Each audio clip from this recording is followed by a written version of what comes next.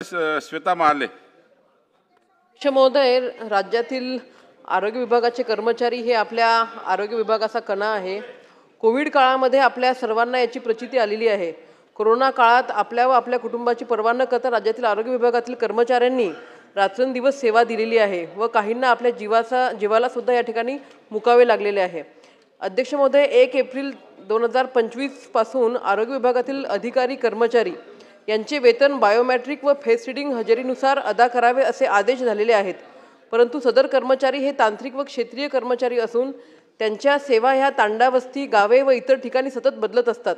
त्यांचे कामाचे तास अनिश्चित असून अनेक प्रसंगी तातडीची व तत्काळ वैद्यकीय सेवासुद्धा त्यांना द्यावी लागत असून ते 24 तास कार्यरत असतात. त्याचसोबत रिक्त असलेली पदे व उपलब्ध असलेले अपुरे मनुष्यबळ यामुळे बऱ्याच ठिकाणी कर्मचाऱ्यांकडे एकापेक्षा जास्त जागेचा प्रभार आहे.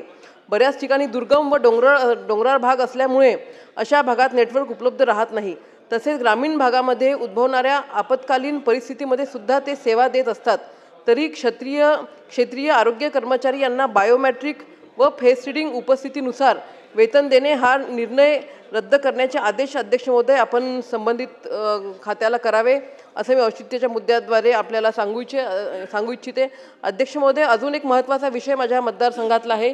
मदत व पुनर्वसन खात्याशी निगडीत हा